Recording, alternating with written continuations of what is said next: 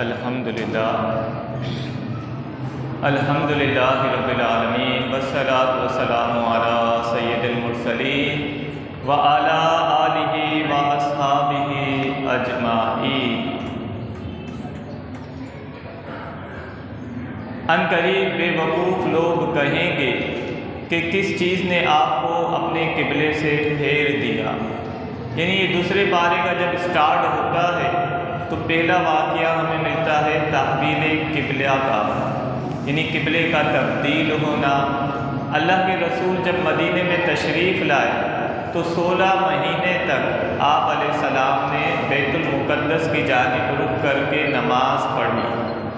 اللہ کے رسول صلی اللہ علیہ وسلم کی دلی تمنا تھی کہ قبلے کو تبدیل کر دیا جائے، یعنی قبلہ بیت المقدس سے پھیر کر خانہ کعبہ کو قبلہ بنا دیا جائے۔ اللہ کے رسول کی تمنا دل میں تھی، نماز پڑھ رہے تھے کہ اللہ کا حکم آیا کہ محبوب ہم آپ کو اس قبلے کی جانب پھیر رہے ہیں جس کی آپ تمنا رکھتے ہیں، اور اللہ کے رسول نے قبلہ تبدیل کر دیا، یعنی خانہ کعبہ کی جانب رخ کر کے نماز شروع کر دی۔ 2 رکعتیں بیت المقدس کی جانب پڑھی ہے اور 2 رکعتیں خانہ کعبہ کی طرف۔ تو اللہ نے پہلے ہی خبر دے دی کہ بے وقوف لوگ اعتراض کرنا شروع کر دیں گے کہ اب اس نبی نے جو ہے قبلے کو بھی تبدیل کر دیا، کیونکہ یہودیوں کا قبلہ بیت المقدس ہے فلسطین کے اندر، جہاں آج مسلمانوں کو مار رہے ہیں، شہید کر رہے ہیں۔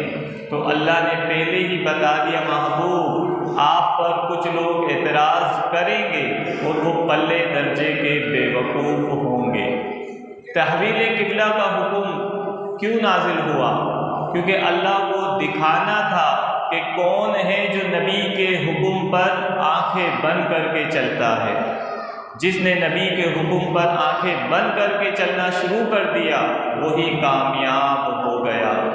تو اللہ نے قبلے کا حکم تبدیل کا نازل کیا اور کفار نے، بے وقوفوں نے اعتراض کیا، لیکن اللہ نے فرمایا محبوب ہم تمہاری تمنا کو دیکھتے ہیں، تمہاری پسند کو دیکھتے ہیں، اس لیے ہم نے تمہارے قبلے کو تمہاری خاطر تبدیل کر دیا ہے۔ اب جن لوگوں نے نماز بیت المقدس کی جانب رخ کر کے پڑھی تھی ان کی نمازوں کا کیا ہوگا؟ کیونکہ قبلہ تو تبدیل ہو گیا۔ تو اللہ نے آگے فرمایا اللہ کسی کے اعمال ضائع نہیں کرتا ہے، اللہ کسی کے نیک اعمال ضائع نہیں کرتا ہے۔ تو جن لوگوں نے بیت المقدس کی جانب رخ کر کے نماز پڑھی اور وہ انتقال کر گئے، لیکن اس کے باوجود رب نے ان کی نمازوں کو قبول فرما لیا ہے۔ تو اس پارے کے اسٹارٹ کے اندر اللہ نے اس بات کو بیان فرمایا، پھر آگے بتایا کہ یہ یہودی، یہ عیسائی نبی کو اس طرح پہچانتے ہیں جس طرح کے اپنی اولاد کو پہچانتے ہیں، کیونکہ حضور علیہ السلام کی بعثت سے قبل، آمد سے قبل یہ یہود و نصارہ حضور علیہ السلام کے وسیلے سے دعا کیا کرتے تھے، کیونکہ یہ جانتے تھے کہ آخری نبی آنے والا ہے۔ تو یہ اللہ کی بارگاہ میں کہتے تھے یا اللہ تجھے اس نبی کا واسطہ جس کو تو ہم میں بھیجنے والا ہے ہمیں فتح عطا فرما۔ اللہ نبی کے وسیلے سے کی جانے والی دعاؤں کو قبول فرماتا تھا۔ اب یہ لوگ گمان کرتے تھے یہودی اور عیسائی کہ آخری نبی ان کی قوم میں سے آئے گا، یعنی بنی اسرائیل میں سے آئے گا، لیکن اللہ نے ان کی قوم میں سے نہیں بھیجا، بلکہ رسول کریم صلی اللہ علیہ وسلم کو ہاشمی نبی بنا کر بھیجا، جو ہے بنی اسرائیل کے قبیلے سے نہیں بھیجا۔ جب انہوں نے دیکھا کہ نبی ہمارے قبیلے سے نہیں آئے تو پھر انہوں نے بغضاً عناداً نبی کا انکار شروع کر دیا۔ اس سے معلوم ہوا کہ جس کے دل میں حسد آ جائے، بغض آ جائے، وہ پھر حق کا انکار کرتا ہے۔ تو اللہ نے قرآن میں فرمایا یہ پہچانتے ہیں جیسے کہ اپنی اولاد کو پہچانتے ہیں۔ پھر اسی پارے میں اللہ نے فرمایا، اے لوگو تم میرا ذکر کرو میں تمہارا چرچا کروں گا۔ یعنی ابھی آپ اور میں رب کا ذکر کر رہے ہیں، ہمارا ایمان ہے کہ رب بھی ہمارا ذکر فرما رہا ہے، کیونکہ رب فرماتا ہے تم مجھے یاد رکھو گے میں تمہیں یاد رکھوں گا، تم مجھے دل میں یاد کرو گے میں تمہیں تنہائی میں یاد کروں گا، تم مجھے لوگوں کے سامنے یاد کرو گے میں تم سے بہترین لوگوں میں تمہیں یاد کروں گا۔ تو اللہ نے قرآن میں فرمایا مجھے یاد کرو میں تمہیں یاد کروں گا۔ ایک بزرگ رحمۃ اللہ علیہ کا واقعہ ہے، آپ فرماتے ہیں جب مجھے رب یاد کرتا ہے مجھے معلوم ہو جاتا ہے۔ تو کسی نے کہا آپ کو کیسے معلوم ہوتا ہے؟ تو ان بزرگ نے یہ آیت پڑھی، کیونکہ رب فرماتا ہے جو مجھے یاد کرتا ہے میں اسے بھی یاد کرتا ہوں۔ پھر آگے اللہ نے قرآن میں فرمایا کہ صبر کے ذریعے اور نماز کے ذریعے مدد چاہو۔ اے ایمان والو صبر کے ذریعے اور نماز کے ذریعے مدد چاہو۔ پھر اس کے بعد کیا فرمایا کہ صبر کرنے والوں کے ساتھ اللہ ہوتا ہے۔ رسول کریم صلی اللہ علیہ وسلم پر جب کوئی آزمائش آ جاتی تو حضور علیہ السلام نماز کی جانب متوجہ ہو جاتے، صلاۃ الحاجت پڑھنے لگتے، اللہ سے مدد طلب کرنے لگتے۔ یہ نبی کا طریقہ ہے۔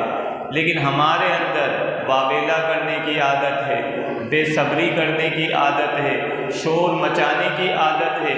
خدا کی قسم جو صبر کرتا ہے رب فرماتا ہے میں اس کے ساتھ ہوتا ہوں۔ پھر آگے اللہ نے کیا فرمایا، مبارکباد دو جو صبر کرنے والے ہیں۔ اب صبر کیا ہوتا ہے؟ مثال کے طور پہ ابھی ہم نے بچے کا جنازہ پڑھا، اب یہ جو جنازہ پڑھا گیا، اب ان کے جو والدین ہیں انہیں ابھی صبر کرنا ہے۔ بالخصوص والدہ کو زبان سے شکوہ شکایت نہیں کرنی ہے، واویلا نہیں مچانا ہے، اپنے آپ کے اوپر جو ہے ظلم نہیں کرنا ہے۔ لیکن وقت گزرنے کے بعد پھر صبر کا کوئی فائدہ نہیں ہوتا۔ صبر اول وقت میں ہوتا ہے۔ اللہ کے رسول کا ایک جگہ سے گزر ہوا، ایک عورت رو رہی تھی، رسول پاک نے فرمایا اللہ کی بندی صبر کر۔ اب وہ بے چینی کی کیفیت میں تھی تو اس نے کہا آپ کو کیا معلوم کہ میرے اوپر کیا بیتی ہے؟ اللہ کے رسول وہاں سے گزر گئے تو وہ عورت کو بتایا اللہ کی بندی تجھے معلوم تھا، تو نے کس سے بات کی؟ وہ کہنے لگی نہیں میں تو اپنی غم کی کیفیت میں تھی۔ تو اس کو بتایا کہ تو نے نبی کو ایسا جواب دیا۔ وہ عورت اللہ کے رسول کی بارگاہ میں حاضر ہوتی ہے، کہتی ہے یا رسول اللہ مجھے معاف فرما دیں۔ اللہ کے رسول فرماتے ہیں صبر اول وقت میں ہوتا ہے۔ یعنی جب آپ کے ساتھ کوئی واقعہ پیش آ گیا، کسی کی فوتگی کا واقعہ آ گیا، کوئی آپ کا مالی نقصان ہو گیا، اس وقت آپ کو صبر کرنا ہوتا ہے۔ حضور غوث پاک رضی اللہ تعالیٰ آپ جلوہ افروز ہوتے ہیں، ایک شخص آ کر خبر دیتا ہے کہ حضرت جو آپ کا مال آ رہا تھا وہ جہاز جو ہے پانی کے اندر ڈوب گیا ہے۔ آپ اپنے دل کو دیکھتے ہیں، پھر دوبارہ سے کوئی آ کر کہتا ہے فلاں جگہ سے جو آپ کا مال آ رہا تھا اس میں آپ کو اتنا نفع ہوا، تو آپ پھر اپنے دل کو دیکھتے ہیں۔ تو حاضرین مجلس میں سے کوئی کہتا ہے حضرت آپ کے ساتھ دو واقعے ہوئے، ایک دفعہ آپ کو بتایا گیا آپ کا مال کا نقصان ہوا تب بھی آپ نے دل پہ دیکھا، اور جب آپ کو مال کے فائدے کا بتایا تب بھی آپ نے دل پہ دیکھا، اس کی کیا وجہ ہے؟ فرمایا اس لیے کہ جب مال کا نقصان ہوا تو میں نے اپنے دل کو اپنے رب کی رضا پر راضی پایا۔ یعنی ہمارا دل اگر ہمارے رب کی رضا پر راضی رہے تو سمجھ لیجئے کہ آپ کامیاب ہو گئے۔ پھر اللہ نے آگے فرمایا ہم تمہیں آزمائیں گے، کس کے ذریعے؟ جانوں کے نقصان کے ذریعے، مال کے نقصان کے ذریعے۔ پھلوں کے نقصان کے ذریعے تمہیں آزمایا جائے گا۔ دیکھیں یہ دنیا ہمارے لیے آزمائش گاہ ہے، ہمیں مال کے ذریعے آزمایا جاتا ہے، مالی قلت ہوتی ہے، کبھی بیماری کی وجہ سے آزمایا جاتا ہے کہ انسان بیماری کی وجہ سے جو ہے آزمائش میں آتا ہے۔ تو اس دنیا میں ہر ایک کے ساتھ آزمائش ہے۔ جب کل قیامت کا دن ہوگا، اگر کوئی بندہ کہے گا کہ اے رب تو نے مجھے بیمار کر دیا تھا اس لیے میں تیری اطاعت نہیں کر سکا، اللہ حضرت ایوب علیہ السلام کو بلائے گا، کہے گا یہ میرا پیغمبر ہے، اس سے زیادہ تو بیمار تھا۔ ایوب علیہ السلام کی بیماری مشہور ہے، صبر ایوب یہ جملے کے اندر ہے، محاورے میں ہے، یعنی ایوب علیہ السلام کو کس طرح رب نے آزمایا کہ آپ مالدار تھے، سارا مال آپ کا ہلاک کر دیا، آپ کے بچے تھے، چھت گری، سارے بچے آپ کے جو ہے شہید ہو گئے، آپ کے جسم کے اندر اللہ نے بیماری کو پیدا کر دیا، اتنے نڈھال ہو گئے کہ آپ جو ہے پھر بھی کہتے تھے یا اللہ تیرا شکر ہے۔ جب ایوب علیہ السلام کی بیماری کا عرصہ گزر گیا، کم و بیش 16 سال کا عرصہ تھا، تو کسی نے پوچھا ایوب زندگی کے کون سے دن بہتر تھے؟ تو کہا وہ بیماری کے دن بہتر تھے کہ روز رب مجھ سے پوچھتا تھا ایوب کیسا ہے، تو میں کہتا تھا یا رب تیرا شکر ہے۔ آج ہم پہ تھوڑی سی آزمائش آتی ہے، ہم واویلا شروع کر دیتے ہیں۔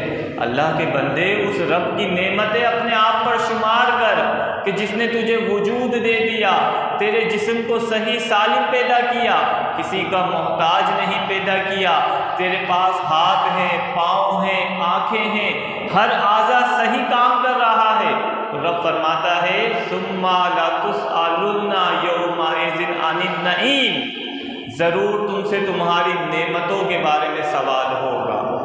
آج جب ہمارا دسترخوان لگتا ہے، جیسے کل میں سوچ رہا تھا کہ جب ہم افطاری کے دسترخوان پہ بیٹھے، اللہ نے ہمیں کتنی نعمتیں دی ہے، یعنی آپ کے دسترخوان پہ پھلوں کا ہونا، آپ کے دسترخوان کے اوپر جو ہے شربت کا ہونا، آپ کے دسترخوان پہ چاٹ کا ہونا، یہ کم نعمتیں ہیں؟ خدا کی قسم اگر فلسطین کی آپ دیکھو، ابھی ان کو صرف آٹا دیا جاتا ہے تو وہ اس طرح خوش ہوتے ہیں کہ ایسا لگتا ہے کہ ان کی عید ہو گئی ہے، اور ہمارے دسترخوان پہ اتنی نعمتیں ہونے کے باوجود ہم ناشکری کر رہے ہوتے ہیں۔ خدا کی قسم جو ناشکرا ہوتا ہے وہ رب سے دور ہوتا ہے۔ یہ جسم کی زکوٰۃ ہے روزہ، اگر روزہ نہیں رکھو گے تو یاد رکھنا کوئی نہ کوئی بیماری میں رب مبتلا کر دے گا۔ وہ رب ہے، جیسا چاہے کر سکتا ہے، تمہیں فالج میں مبتلا کر دے گا، تمہیں کینسر میں مبتلا کر دے گا۔ اسی لیے اللہ کے رسول نے فرمایا ہر چیز کی زکوٰۃ ہوتی ہے اور جسم کی زکوٰۃ روزہ ہے۔ تو اللہ کے بندو روزہ رکھو، کیونکہ روزہ رکھنے سے بندہ رب کے قریب ہوتا ہے۔ پھر آگے اللہ نے فرمایا صفا اور مروہ یہ اللہ کی نشانیاں ہیں۔ صفا اور مروہ یہ تو پہاڑ تھے جن کا ذکر قرآن میں ہے کہ جب حضرت اسماعیل علیہ السلام بھوک پیاس سے بلک رہے تھے، پیاسے تھے، اور آپ پانی کی وجہ سے آپ جو ہے رو رہے تھے، آپ کی والدہ ماجدہ حضرت ہاجرہ رضی اللہ تعالی عنہ کبھی صفا کی طرف بھاگتی، کبھی مروہ کی طرف بھاگتی، یعنی یہ پہاڑ ہے جو آج جو حاجی جاتے ہیں، عمرہ کرنے جاتے ہیں، اس کے ساتھ چکر لگاتے ہیں، کبھی آپ صفا کی جانب بھاگتی، کبھی آپ مروہ کی جانب بھاگتی، آپ پانی کے لیے بھاگ رہی تھی، اللہ نے اسماعیل علیہ السلام کی ایڑی سے جو ہے پانی کا چشمہ جاری فرما دیا۔ تو فرمایا یہ صفا اور مروہ کیا ہیں؟ اللہ کی نشانیاں ہیں۔ اب اللہ کی نشانی کا کیا حکم ہے کہ اس کی تعظیم کرنی ہے۔ یہ مسجد کیا ہے؟ اللہ کی نشانی ہے۔ اذان کیا ہے؟ اللہ کی نشانی ہے۔ اللہ نے آگے قرآن میں فرمایا تم آسمان کو دیکھتے ہو کہ بغیر ستون کے ہم نے کھڑا کر دیا ہے۔ اللہ کی نشانیوں پر آپ غور کریں گے، آپ کا ایمان قوی ہو جائے گا، آپ کا ایمان مضبوط ہو جائے گا، آج جو ہم سمجھتے ہیں کہ پریشانیوں نے ہمیں گھیر لیا ہے اور پھر ہم غلط راستہ اختیار کرتے ہیں، اللہ نے فرمایا تم میری نشانیوں پر غور کرو کہ میں نے آسمان بغیر ستون کے کھڑا کر دیا ہے، تو سوچو میں کتنی قدرت کا مالک ہوں گا۔ یعنی وہ رب کتنی قدرت والا ہے، کتنی شان والا ہے۔ تو فرمایا صفا اور مروہ اللہ کی نشانیوں میں سے ایک نشانی ہے۔ پھر آگے فرمایا ایمان والے سب سے زیادہ اللہ سے محبت کرتے ہیں۔ دیکھیں ہم اپنے دل میں انسان بنائے انس کا معنی ہوتا ہے محبت، اور محبت انسان کے دل میں اللہ کی رکھ دی گئی ہے۔ لیکن جب انسان اللہ کی بنائی ہوئی چیزوں کی جانب چلا گیا تو اس کے دل میں اللہ کی محبت کم ہو گئی۔ لیکن جب وہ پہچانتا ہے کہ میرا رب مجھے پکارتا ہے، میرا رب مجھ سے محبت کرتا ہے، ایک بندہ 90 سال تک بت کے آگے کھڑا ہو کر کہتا ہے یا صنم یا صنم، صنم کا معنی ہوتا ہے بت، اے صنم اے صنم، کوئی آواز نہیں آتی، لیکن اچانک اس کے منہ سے نکل جاتا ہے یا صمد، اللہ کا نام ہے صمد، جب اس کے منہ سے نکلتا ہے یا صمد تو آواز آتی ہے لبیک یا عبدی، اے بندے میں حاضر ہوں۔ وہ بندہ اٹھتا ہے، بت کو پکڑ کے توڑ دیتا ہے، کہتا ہے 90 سال تک تجھے پکارا، جواب نہیں آیا، آج غلطی سے مسلمانوں کے خدا کا نام زبان پہ آ گیا، اس نے پہلی ہی مرتبہ میں مجھے جواب عطا فرما دیا۔ رب آگے فرماتا ہے محبوب جب تم سے میرے بندے پوچھے میرے بارے میں، وَإِذَا سَأَلَكَ عِبَادِي، جب میرے بندے تم سے پوچھے میرے بارے میں تو محبوب ان سے کہنا انی قریب ہوں، میں ان کے بہت قریب ہوں، میں ان کے بہت قریب ہوں۔ دیکھیں رب قریب ہے، ہم رب سے دور ہو گئے ہیں، وہ رب ہم سے بہت قریب ہے، وہ اتنا قریب ہے کہ آپ سوچ نہیں سکتے، لیکن ہم اس سے دور ہو گئے ہیں۔ مولانا روم رحمۃ اللہ علیہ نے اس کو ایک واقعے سے سمجھایا، فرمایا ایک شخص کے پاس نایاب ہیرا تھا، وہ اس ہیرے کو بیچنے کے لیے نکلا، جس جوہری کے پاس جاتا، جوہری کہتا میرے پاس اتنی قیمت نہیں کہ اس کی قیمت ادا کر دوں، تو کہا پھر کیسے میں اس کو بیچوں؟ کہا بادشاہ کے پاس چلے جاؤ، وہ بادشاہ تمہیں اس کے منہ مانگے دام دے گا۔ اس نے کہا ٹھیک ہے، وہ بادشاہ کی طرف چل پڑا۔ اب جب وہ جا رہا تھا ایک چور کو پتہ چل گیا کہ اس کے پاس ہیرا ہے۔ اس چور نے کہا کہ بھائی کہاں جا رہے ہو؟ اس نے کہا میں بادشاہ کے پاس جا رہا ہوں۔ چور نے کہا میں بھی ادھر جا رہا ہوں، ہم دونوں چلتے ہیں۔ اس نے کہا ٹھیک ہے۔ اب وہ دونوں ساتھ ہو گئے۔ اس شخص نے جان لیا کہ یہ چور ہے اور اس کی نظر میرے ہیرے پر ہے۔ جب رات کا وقت آیا اس نے چور کو بلا کے کہا اے بھائی رات کا وقت ہے، اگر ہم دونوں سو جائیں گے تو کوئی نہ کوئی آ کر ہمیں مار دے گا یا پھر ہمارے مال کو چرا لے گا، تو ایک کام کرتے ہیں کہ آدھی رات تم سو جاؤ، آدھی رات میں سو جاتا ہوں۔ چور نے کہا یہ تو بہت اچھی بات ہے۔ اس نے کہا پہلے چور سے کہ تم سو جاؤ۔ اب چور سو گیا۔ جب چور سو گیا تو اس کے پاس جو ہیرا تھا اس نے چور کے سامان میں رکھ دیا۔ اب جب چور آدھی رات کو اٹھا تو چور نے کہا اب تم سو جاؤ۔ اب یہ سو گیا۔ جب یہ سو گیا تو چور اس کے مال کے اندر ہیرا تلاش کرنے لگا، لیکن ہیرا اس کے مال میں ہوتا تو ملتا۔ جب صبح ہوئی چور نے دیکھا کہ ہیرا تو اس کے پاس دوبارہ آ گیا ہے۔ اس نے کہا اے بھائی ہیرا تو میں پوری رات ڈھونڈتا رہا، کہاں تھا؟ کہا وہ ہیرا تیرے ہی پاس تھا، تو اسے کہیں اور ڈھونڈ رہا تھا۔ تو اس طرح مولانا روم فرماتے رب تمہارے پاس ہے، تم اسے کہیں اور ڈھونڈ رہے ہو۔ وہ رب تمہارے اندر ہے۔ ہمارے پورے جسم کے اندر ایک دنیا ہے جس کو امام غزالی نے بیان کیا ہے، جس کو جو ہے سید غزالی الزمان نے بیان کیا ہے، لیکن بندے تو دنیا کی چیزوں پر فرفتہ ہو گیا ہے۔ تو موبائل پہ لگ گیا ہے، تو عورتوں کے چکر میں آ گیا ہے، تو مال کمانے میں لگ گیا ہے، تو اپنے مقصد سے ہٹ گیا ہے۔ لیکن خدا کی قسم، جب رب پر انسان اپنی جان مال قربان کرتا ہے، رب بندے سے دوستی کرتا ہے اور اسے اپنا بنا لیتا ہے۔ مالک بن دینار رحمۃ اللہ علیہ، درود پاک پڑھیے۔ اللہم صلی علی سیدنا و مولانا محمد معدن الجود والکرم و آلہ و اصحابہ وبارک وسلم۔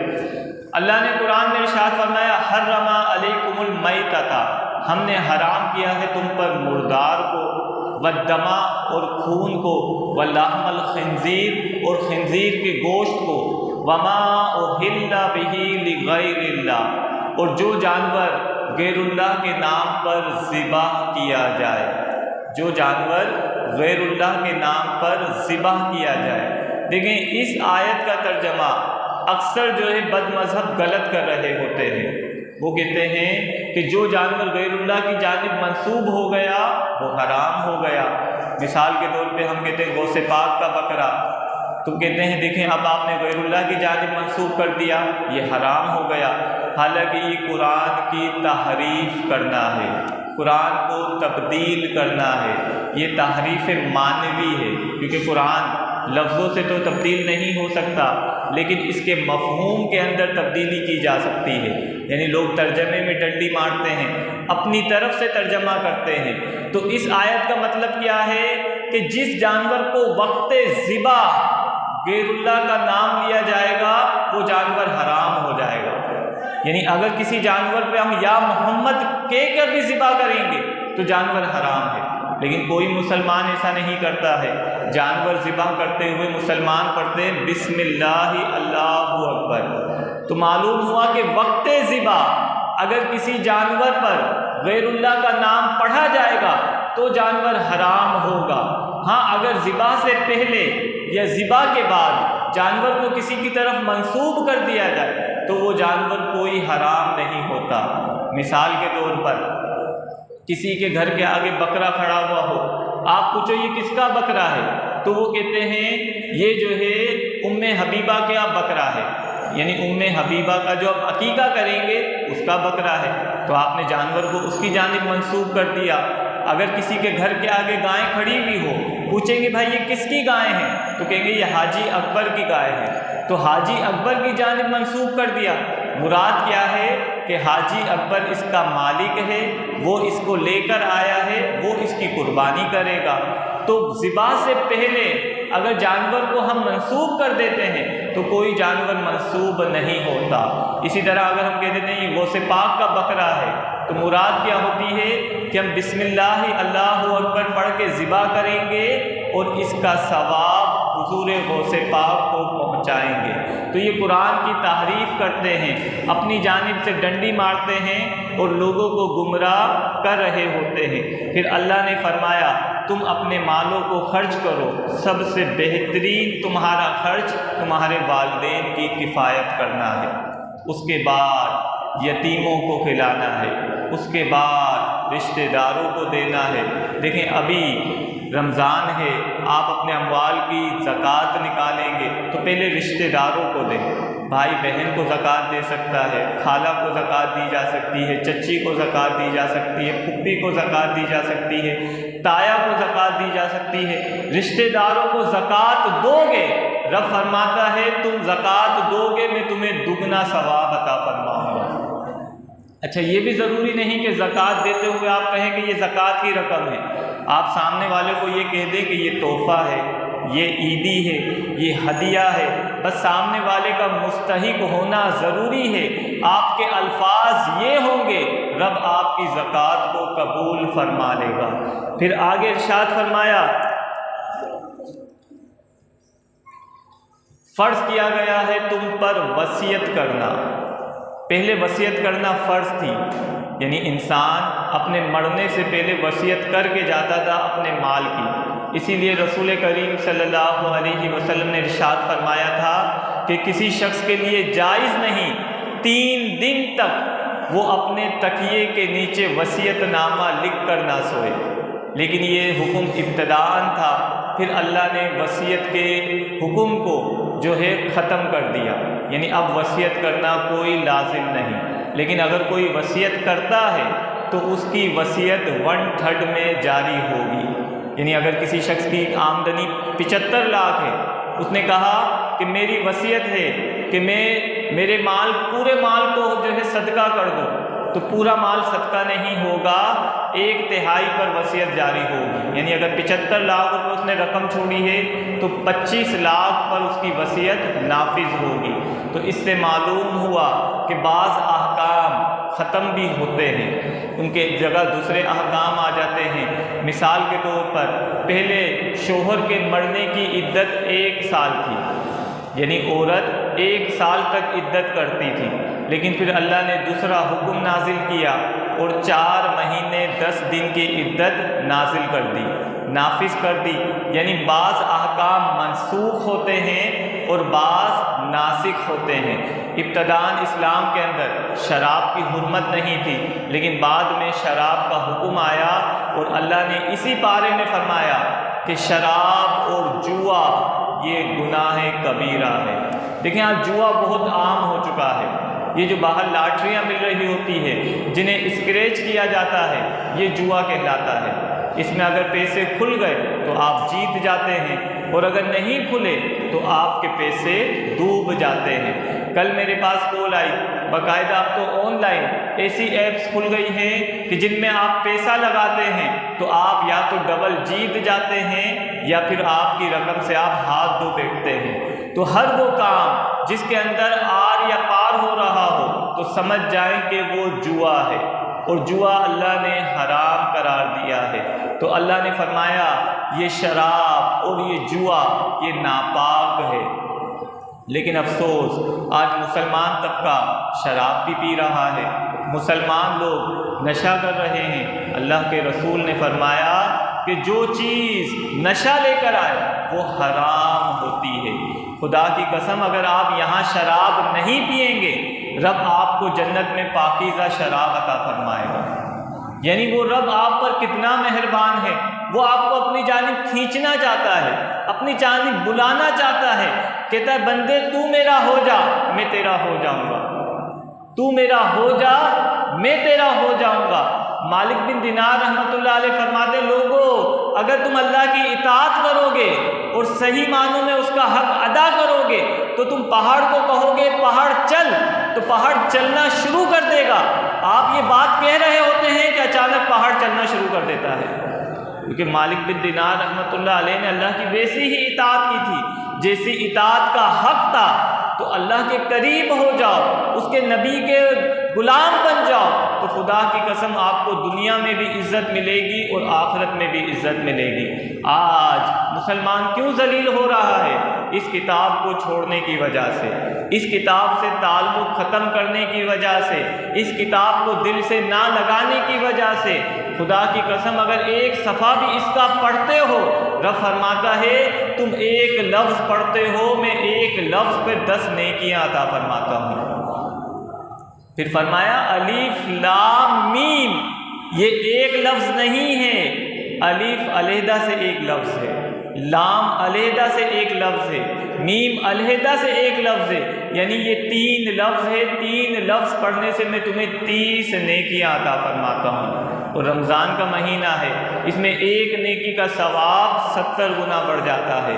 تو یہ قرآن اس کو اپنے دل سے لگا لو، اس کو اپنا وظیفہ بنا لو۔ آگے اللہ نے ارشاد فرمایا تمہارے لیے رمضان کی راتوں میں بیویوں کے پاس جانا ہم نے حلال کر دیا۔ پہلے یہ ہوتا تھا کہ رمضان کی راتوں میں بیویوں کے پاس جانا منع تھا۔ ایک صحابی تھکے ہارے آتے ہیں، وہ غلطی سے بیوی کے پاس چلے جاتے ہیں رمضان کی راتوں میں، یعنی مغرب کے بعد رات شروع ہو جاتی ہے، تو وہ پھر اللہ کے رسول کی بارگاہ میں آتے ہیں، کہتے ہیں یا رسول اللہ میں ہلاک ہو گیا، میں بیوی کے پاس چلا گیا۔ تو اللہ کا حکم نازل ہوتا ہے کہ اب تم رمضان کی راتوں میں بھی بیویوں کے پاس جا سکتے ہو۔ پھر آگے اللہ نے فرمایا یہ بیویاں تمہارا لباس ہے اور تم ان کا لباس ہو۔ اب یہاں لباس سے کیا استعارہ ہے؟ لباس سے استعارہ ہے کہ لباس انسان کے عیب چھپاتا ہے، اسی طرح بیویوں کو چاہیے کہ اپنے شوہروں کے عیب چھپائیں، اسی طرح شوہروں کو چاہیے کہ اپنی بیویوں کے عیب چھپائیں۔ اللہ کے رسول سے پوچھا گیا کہ سب سے بہترین انسان کون ہے؟ فرمایا تم میں بہترین انسان وہ ہے جو اپنی بیویوں سے حسن سلوک کرتا ہے، جو اپنی بیویوں کی عزت کرتا ہے، جو اپنی بیویوں کی اچھی طرح سے کفالت کرتا ہے، ان کی دیکھ بھال کرتا ہے۔ اللہ کے رسول نے فرمایا کہ تم میں سب سے افضل میں ہوں کہ میں اپنی ازواج سے سب سے بہترین سلوک کرتا ہوں۔ دیکھیں ہمارا طریقہ کار کیا ہوتا ہے، باہر تو ہم لوگوں سے بڑے اچھے طریقے سے ملتے ہیں، تصنع بناوٹ اختیار کرتے ہیں، لیکن گھر کے اندر ہمارا روپ علیحدہ ہوتا ہے، ہمارا معاملہ علیحدہ ہوتا ہے۔ بچوں کو جھاڑ رہے ہیں، گالیاں بک رہے ہیں، بیوی کو جو ہے جوتے کی نوک پہ رکھا ہوا ہے، تو یہ نبی کی تعلیم نہیں ہے، نبی کی سیرت نہیں ہے، نبی کا طریقہ نہیں ہے، بلکہ اللہ کے رسول کے جو آخری الفاظ تھے جب آپ کو مزار میں اتارا جا رہا تھا، روضہ مبارکہ میں اتارا جا رہا تھا، جب آپ کی جان کنی کا وقت تھا، تو آپ کی زبان پہ جاری ہو رہا تھا، لوگوں اپنی بیویوں سے اچھا سلوک کرنا، اپنے غلاموں سے اچھا سلوک کرنا، اپنے نوکروں سے اچھا سلوک کرنا۔ تو یہ اللہ کے رسول کی وصیت تھی کہ عورتوں کے معاملے میں جو ہے اپنے آپ کو جو ہے تھوڑا سا کشادہ رکھنا۔ آگے اللہ نے ارشاد فرمایا لوگوں کے مال باطل طریقے سے مت کھاؤ، یعنی کسی کو بے وقوف بنا کے اس کا مال لے لیا۔ تو یہ آج آسان لگتا ہے کہ سامنے والے کے مال کو کسی طرح سے ہم نے بے وقوف بنا کے لے لیا، لیکن خدا کی قسم قیامت میں پتہ چل جائے گا، میدان محشر میں پتہ چل جائے گا کہ تم نے کسی کے مال کو ناحق لیا، کسی کا حصہ کھا گئے، کسی کا جائیداد میں سے حصہ دبا لیا، کسی کو بے وقوف بنا لیا۔ آج بڑا آسان لگتا ہے، لیکن اللہ نے فرمایا کہ کل تم جب میرے پاس آؤ گے تو اگر تم نے کسی کا مال کھایا ہوگا تو میں تمہاری نیکیاں اس کو دے دوں گا، اور جب تمہاری نیکیاں ختم ہو جائے گی تو اس کے گناہ تم پر ڈال دوں گا اور تمہیں جہنم میں پھینکوا دوں گا۔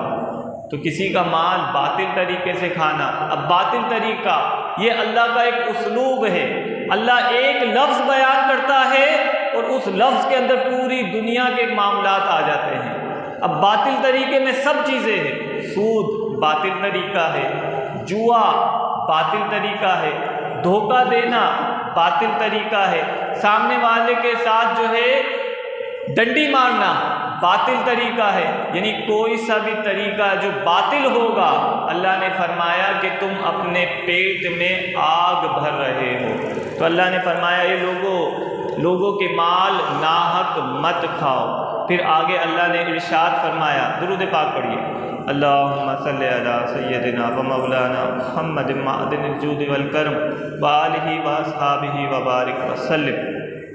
فرمایا اے ایمان والو اسلام میں پورے کے پورے داخل ہو جاؤ۔ دیکھیں دو گھڑی ہے، ایک یہ گھڑی ہے اس کے اندر بھی سیل نہیں ڈلا ہوا، ایک یہ گھڑی ہے اس کے اندر بھی سیل نہیں ڈلا ہوا۔ اب آپ لوگوں کا مسئلہ یہ ہے کہ آپ خود گھڑی خرید کے لا کے مسجد میں لگا دیں۔ اللہ کے بندو اللہ نے آپ کو دیا ہے، اب ہم ایک مردار چیزیں اس کو بھی صحیح کرنے کی کوشش کرتے ہیں۔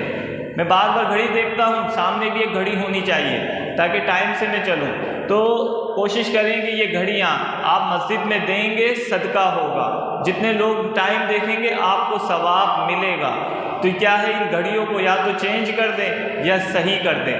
اللہ نے فرمایا اے لوگو اسلام میں پورے کے پورے داخل ہو جاؤ، یعنی آدھے تیتر اور آدھے بٹیر مت بنو، اپنے آپ کو انگریز مت بناؤ، اپنے آپ کو نبی کا غلام بناؤ، نبی کے طریقے پر آ جاؤ، اور جب تم نبی کے طریقے پر آ جاؤ گے تو دنیا بھی تمہاری بہتر ہو جائے گی، آخرت بھی بہتر ہو جائے گی۔ اللہ ہمیں ان باتوں پہ عمل کرنے کی توفیق عطا فرمائے۔ کوئی سوال اگر کرنا چاہیں تو کر سکتے ہیں۔